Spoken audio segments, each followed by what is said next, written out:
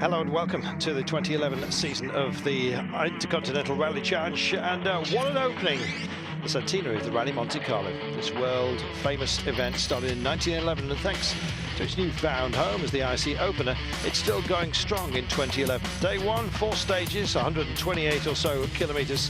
Day 2, a further 94 spread over 4 challenging stages, and then of course the climax with the ultimate night stages on the Col de Torini. The whole thing makes for an amazing mix of weather, guts and verve, and an awful lot of luck thrown in for good measure. Welcome to the Rally Monte Carlo. 120 crews lucky enough to be selected from the 300 that applied, and they find themselves at the service park in Valence. And with its infamous unpredictable weather conditions, this is one of the most technically difficult and physically challenging rallies that there is on the planet. Keeping ahead is what it's all about. Well, with an incredible list, including such big names as Johan and the reigning champion, Peter Solberg, Francois Delacour, Stefan Sarazan, former Formula 1 driver Alex Caffey, Peggy Anderson. Yes, these are the crews that put their names in the history books of the centenary edition of the Rally Monte Carlo. Only the top 60 will qualify to tackle the night stages of the Col de Torini. So, who will it be?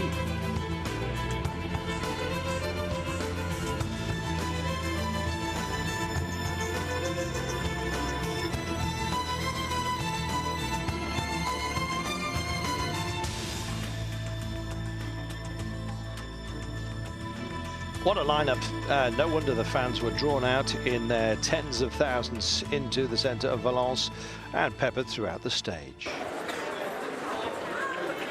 Awesome. For the 100th anniversary of the Monte Carlo, a royal visitor, Prince Albert II of Monaco. The Prince visited Val-les-Bains and Artrège on Wednesday before having a ride with Jean Ragnotti at the Saint Bonnet-le-Foy special stage. His Serene Highness, Prince Albert II of Monaco. Yes, an authentic motorsports fan. But this is the 79th edition, the centenary. Yes, I think it's a very big battle between Peugeot and Peter Solberg of Stefan Sarazan and Brian Bouffier, the 2010 French champion.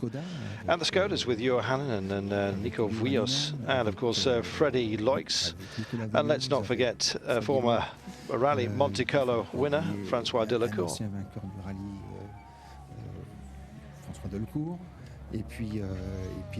And famous Formula 1 drivers like Alex Caffey, who he remembers, and we follow the results with great interest, he says. I also have to encourage all the Monegasque contenders. I do that directly, and wish Daniel Elena the very best. It's very special to see him, of course, driving with number 100 at the start of the rally. That contribution to the special feel of this real celebration that is, of course, our centenary. It should be an excellent festival. Well, it was a disaster for Andreas Mikkelsen, who was making his Monte Carlo debut on the very first special, stage 1. Yes, it didn't last long, unfortunately. Yes, slid, as you will see in a few moments' time. The impact looked innocuous, but sadly the Fabia's rear suspension was done and dusted, and he had to retire. Came in on the spokes, but it was all over. Yes, it seems just a bit too much enthusiasm in the cold wind. Cold tires was the problem. We warmed the tires very good up before the first stage, and standing there for 3 minutes, and of course it's cold outside, so the tires were completely cold again after that. So big shame, but I would never imagine the tires being so warm and so cold in only 3 minutes. So basically the first proper right-hand corner, which was quite twisty, the car just slid out, so no chance. Well, the last time we saw Nico Vuillos in a rally car was a year ago, and it was basically in the Rally Monte Carlo when he finished third last year. At this time by, well, it wasn't to be too special either, unfortunately for him. Loose gravel on the top of the surface, newly re-tarmacked road, gave him a puncture. He lost 3 minutes and 15 right from the off and was fighting back from that moment on.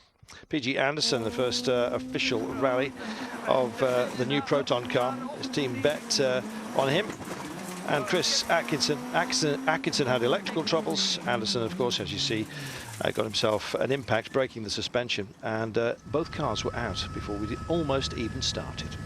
Stefan Sarazan made a big impression on the opening stage, 20 seconds clear of most of the field. The problem, yes, of an intercom though on stage 3 saw him drop down the order, and he lost another couple of positions on 4 due to Solberg on full attack out there. As for Petter Solberg, yes, huge expectation for him, lots of experience, 8 runs here in the rally. Best finishing place was 5th in the Impreza. Well, it's a new car, of course, for him for this one. It was a special visit, really, courtesy of the Peugeot Citroën Group. Had a great time and finished day 1 in 3rd place overall. Freddie Loix rounded out the opening day of Rally Monte Carlo with his first stage win of the IRC season. The Belgian was just 0.7 seconds faster than defending champion and Skoda Motorsport teammate Johan Hanenen through the second run of Sam Bonin-Lefroy. Hanenen himself, well, he came out of the box looking very, very quick, very, very early on. Yes, his Skoda looking trim and ready for battle. Yes, he was having such a good run, didn't take many risks, had a good clean drive and powering his way through the stages. He was pleased. Good day, no problem with the car and no mistakes, and we had quite good tires for all of these stages and cannot be disappointed. And then looking very, very good ahead of Loix at the end of the day. Sarazan just fading to 4th place behind Petter Solberg, with Guy Wilkes nice and steady in 5th place on his new Chariot, of course, driving for Peugeot this year. Kubetsky, Bouffier, the French champion, Delacour, the great old stager winner in '94, Vignon and Morin making up the top 10.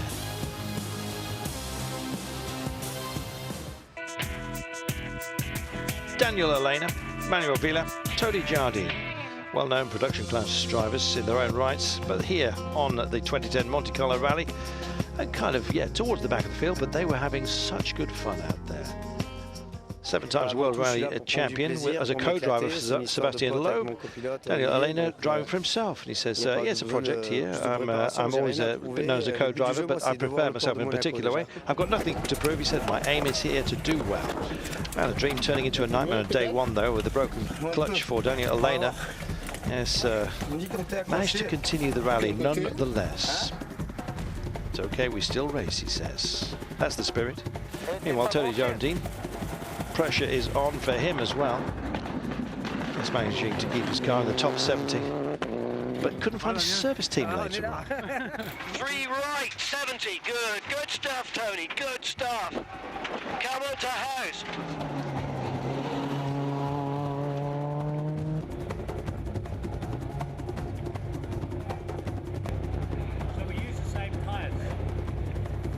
Well, you have to if you can't find your team, Tony. Manuel Villa, things got a bit clearer. Small above 500. Sadly, not survived the trip to Berzé, stage 2, and the 1400 turbo. Coming to an end right there.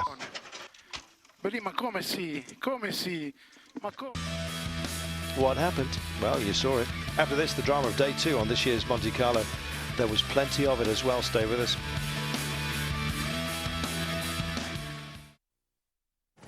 Welcome back to the IRC at the 100th centenary edition. Yes, the centenary of the great event, which started in 1911. That's what we had on the cards, and thanks to the great work from the ice crews, the reigning IRC champion Johan Hanenen had a great start to the day. Fastest time on special stage 5, what the Finn described as a very tricky stage. Stage 6 was the nicer stage for the Finn, admitted to taking the stage carefully, finished 3rd fastest, lost some time to his nearest rival Petter Solberg, but kept the overall lead. Said he was hoping for a little snow. Well, you have to be careful what you wish for in this game. Just 0.2 seconds off Hanenen on 5 was Petter Solberg, opted for a soft setup and tyres for the first stages of day 2. Still finding the car and having an absolute dream driving it, he said, enjoying every minute. It's what he loves to do best, and who'd deny him that pleasure. Great to see him in action. Not quite the slick gear change he's used to, but he was making the car dance. Freddie Loix losing a few seconds with a sticking throttle. Also made a couple of mistakes with the Skoda, losing him time and allowing Petter Solberg to jump ahead of him into 2nd place. Well, maybe that just heaped the pressure on Hanenen, because he started to look over his shoulder ever so slightly. Yes, ignoring Freddie Loix further down the order, probably costly as well. Freddie looking very, very quick out there. Meanwhile, Frenchman Stéphane Sarrazin found issues with grip during the morning stages. He was sliding around too much. Some turns were very slippery. Yes, he managed to maintain his overall fourth place, just 1.9 seconds off Loix. So a real podium battle starting to shape up. Well, nice and clear, but as you see, leaden skies, and they were going to tell their own story. Jan Kopecky moved ahead of Guy Wilkes in the first stage of day 2, but the Czech Skoda Works drivers did not making a big impression on the Rally Monte Carlo, sadly for him. Yes, all eggs in one basket. Perhaps they well be ruining that, but Kopecky will get quicker through the season. It's just when. Peugeot UK's Guy Wilkes dropped time with a big slide close to the start of the morning. Wilkes also said his car damper settings were too stiff and perhaps still coming to terms with his new Peugeot. Wilkes admitting he was lacking a bit of confidence after that morning slide.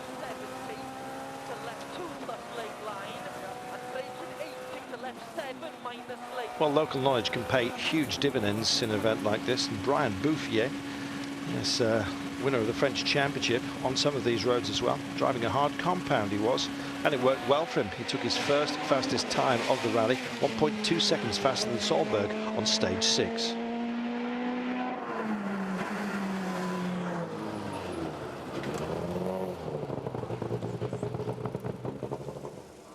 And then leading Solberg, Loix, Sarrazin, Kopecky and Wilkes, the top 6.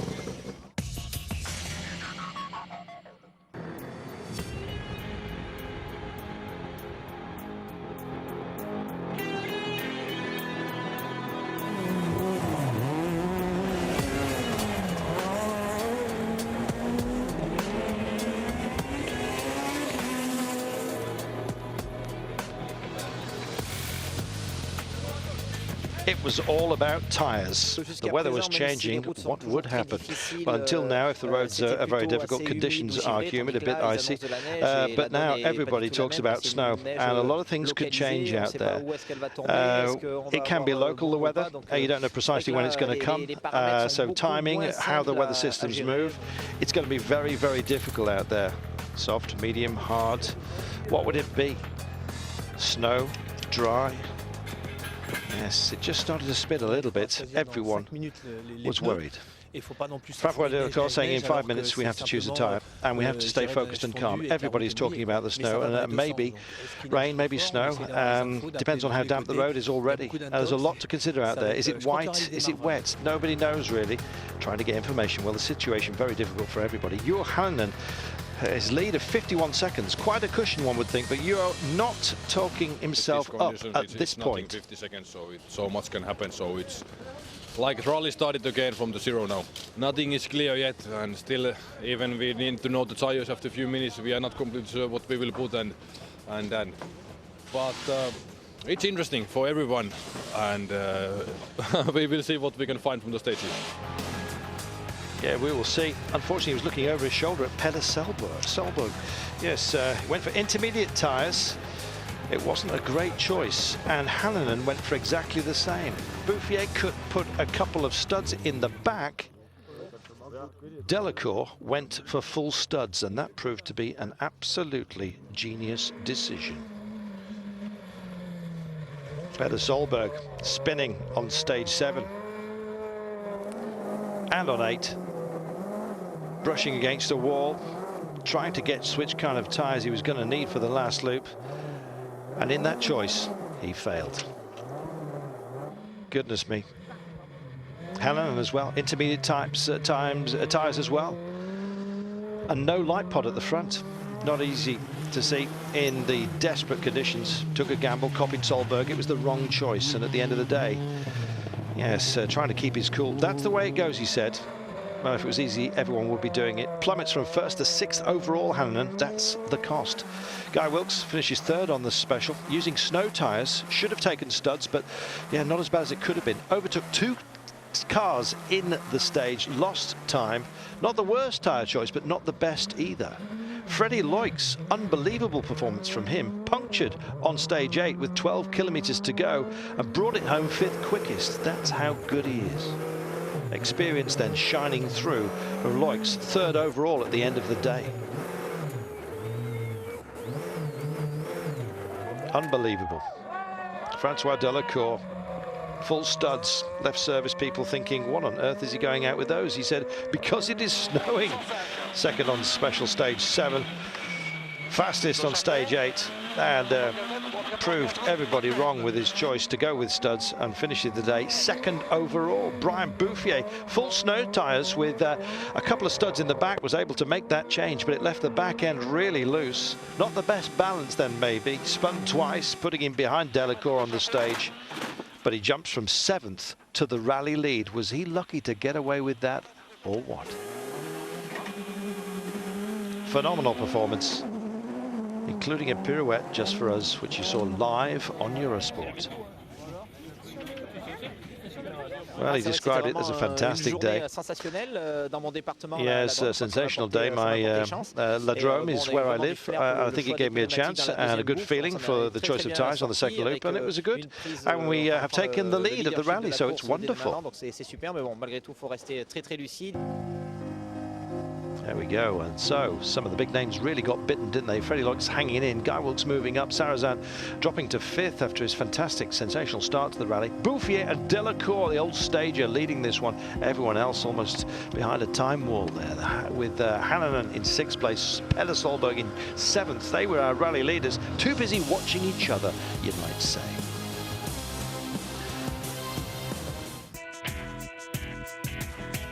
So what about our those further down the order? Elena Villa and Tony Jardine, the 3 musketeers of the Monte Carlo. Well, after Villa's retirement on day 1, only Jardine and Daniel Elena are still in the race. Tony Jardine a bit concerned about the weather, but happy. A little bit of snow, -7 in parts. We've got to try and keep going at a reasonable pace for us, in the hope that we can make the top 60. Well, only the top 60 allowed to take part in the last night over the Turini. It's the ultimate goal of Daniel Elena as well. Weather conditions rapidly changing from bad to worse. Anything can happen on an event like this.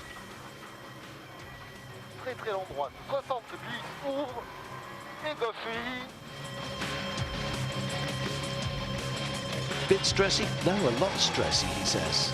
Great to see these boys still there, and the Magic 100 still on course.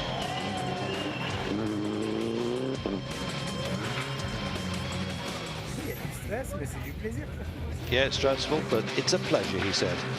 Stressful means awful for Jardine, on slicks in the snow, finally retiring on stage 7. 6 right, long. 6 right, long time to get there. Stay with us to see more of the last 2 loops of the Monte Carlo Rally. We'll be back with more. Find out who the winner is after this.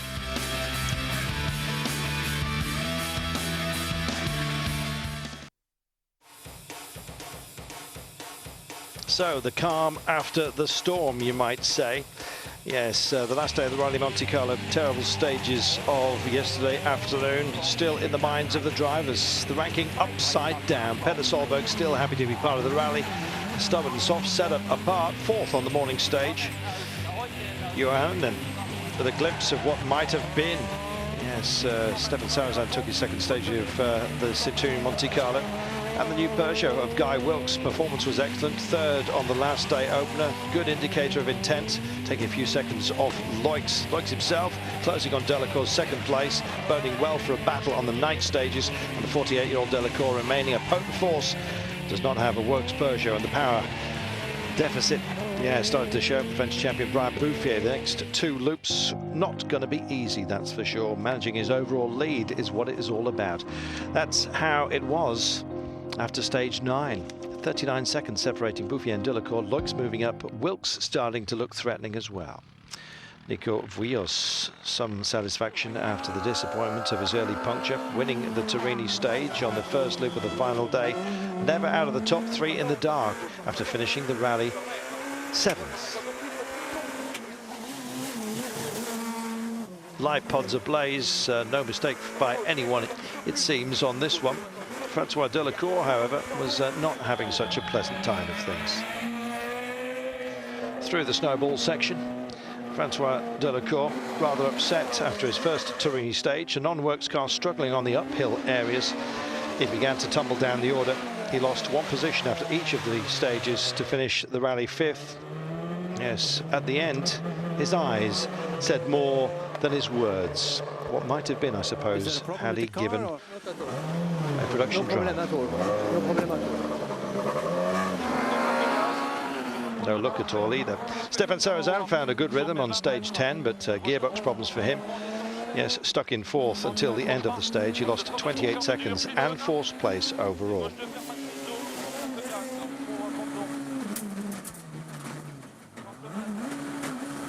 Some wonderful action through the night. Again, you saw it all on Eurosport. So gearbox issues aside, it could have been a much stronger finish for Sarazan. Unfortunate. I have no gearbox. I'm in 4th gear. Okay. Since how many kilometers? Just amazing, you know. Only 1 gear, so.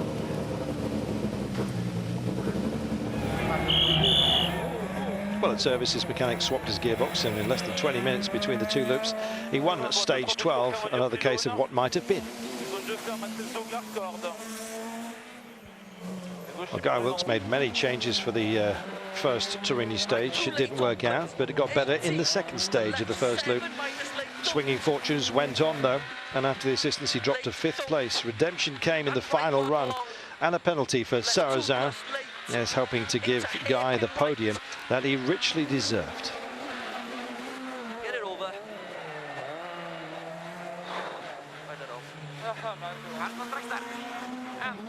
Simply outstanding. Freddie Loix was battling for 2nd place overall. Such a good job that, yes, he had to be watched carefully by the rally leader.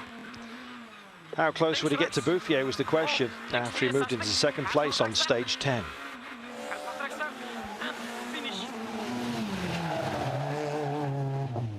Great to see Freddie in his pomp. He'll be doing 7 rounds of the Intercontinental Rally Challenge. Well, on the last loop, Brian Bouffier was out to manage his advantage, not pushing beyond what he needed to maintain a gap on Loix. He made no mistakes during the 84 kilometres of the 2nd last stages, or the 2 last stages. A great start to the year then for Brian Bouffier. The 2010 French champion has won the Monte Carlo Rally in its centenary year.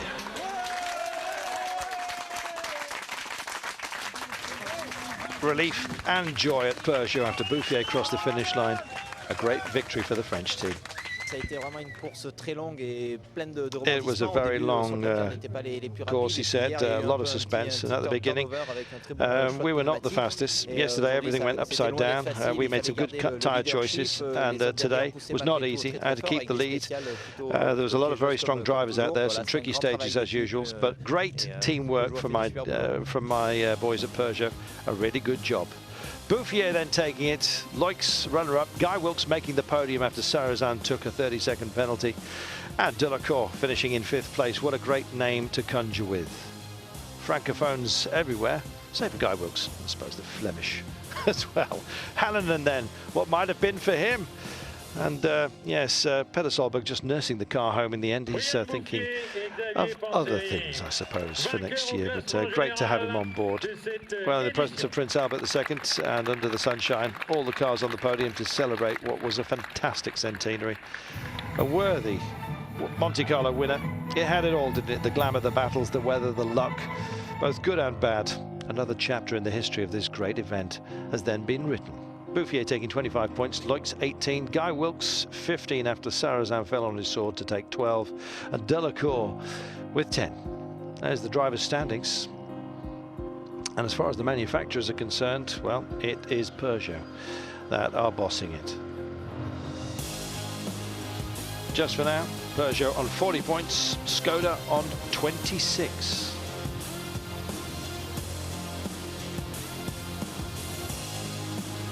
It's a great step forward for the French marque, Skoda. Well, they were looking over their shoulder at the end of last season. Now it's they that have to take a step forward. Pierre Campana turned misfortune on its head in the IRC two-wheel drive category. The Frenchman was leading day 1, picked up a puncture on the early stage of day 2, and thought his rally was over. But he fought back and ended as overall winner, 1 minute 5 seconds ahead of Michel Bouri. What a good performance it was. French names again peppering throughout.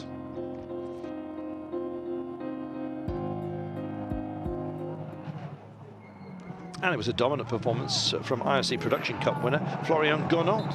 He took 13th overall on his Subaru Impreza, over 10 minutes clear of the category Czech rival Wojtek Steiff. Florian put in an impressive show on day 2 when he was third fastest overall on the last stage of the day then. Very good effort. Eamon Boland on there as well. Daniel Barry out in snow on day 2, unfortunately. The new R4 car is going to be much lighter, about 80 kilo lighter, we hope, and it will have some major changes in the suspension. This will improve the dynamics of the car, so we expect it to be around about 1 second per kilometre faster. We have more suspension travel, and very, very key item, it will also be stronger and much easier for the driver to drive, much more responsive. The chassis will be tighter. What we hope for is the car to be revitalised by this in the marketplace, very much so. We would like to see more Subarus out on these IRC rallies. And to that end, we plan on running our own team this year, together with a partner, and we hope to bring a few top drivers. Yeah, Subaru hope to have this homologation in place by March, and averaging a third of the cost of some IRC cars, making it more accessible to those wanting to get involved in rally. Johan has won the first Colin McRae IRC Flat-Out Trophy of 2011 following the exploits of the Rally Monte Carlo. The IRC and Colin McRae Vision charities formed a partnership last season to support good causes that help young people living close to the route of the IRC events. Colin McRae IRC Flat-Out Trophy is presented in all rounds of the IRC to the driver who demonstrates some of the attacking style that made McRae a hero to thousands of fans around the world.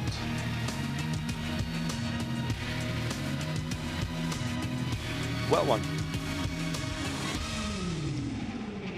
And of course, now we must turn our minds away from snowy landscapes to the hotter climes of the Canaries. We're going to be seeing you there on April 14th to the 16th for the second round of the IRC.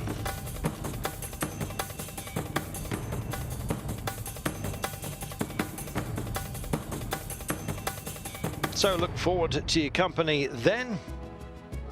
In the meantime, another name has been added to the list of greats that have triumphed on the Monte Carlo Rally. What an event it turned out to be. And of course, you saw it live on Eurosport. I'm Carlton Kirby. Thanks for your company. We'll see you next time. Bye-bye.